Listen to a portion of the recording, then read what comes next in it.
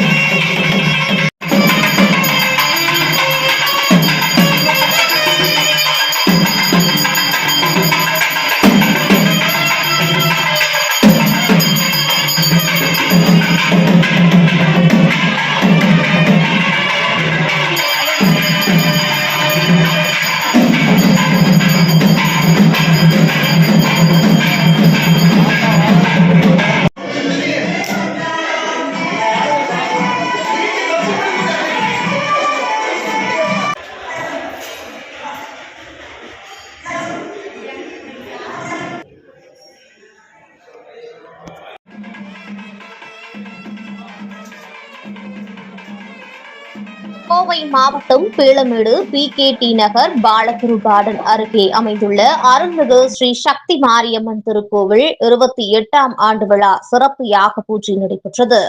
பூஜையில் அலங்கரிக்கப்பட்ட கலசத்துக்கு தீபாரணை காட்டப்பட்டு விநாயகர், முருகர், ராகுகேது, இந்திராணி, வைஷ்ணவி, நாகக்கண்ணி, துர்க்கையம்மன் மற்றும் ஸ்ரீ சக்தி மாரியம்மன் அனைத்து தெய்வங்களுக்கும் பூஜையில் வைக்கப்பட்ட புனித நீர் அபிஷேகம் செய்யப்பட்டது.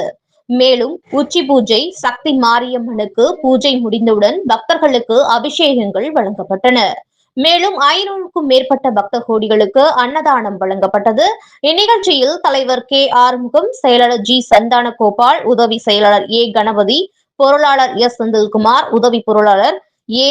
லம்பேந்திரன், செயல்குழு உறுப்பினர்கள் K. கண்ணன் என்ற மாரிசாமி, R.